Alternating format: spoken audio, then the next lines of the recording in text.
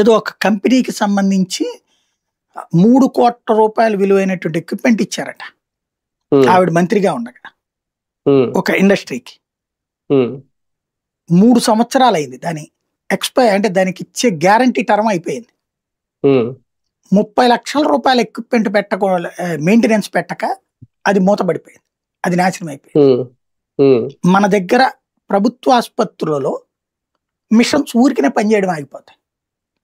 అందులో ప్రభుత్వ ఉద్యోగిని పనిచేస్తే, నేను వైజాగ్లో ఉన్నప్పుడు ఒక పెద్ద కుంభకోణాన్ని హైలైట్ చేశా TV9లో ఉన్నప్పుడు.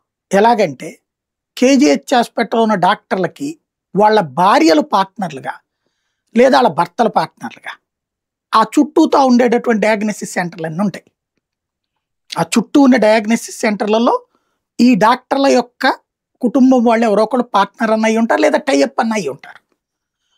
కేజీహెచ్ హాస్పిటల్లో మిషనరీ ఉన్నాయి అనుకోండి, ఆ మిషనరీ ఉన్నట్టుండి కంప్లైంట్ వచ్చేస్తుంది, ఉన్నట్టుండి ఎక్స్రే పనిచేయదు, ఉన్నట్టుండి ఇంకొకటి డయాలసిస్ పనిచేయదు, అట్లాగే ఏదో ఒకటి పనిచేయవు వాటిట్లో.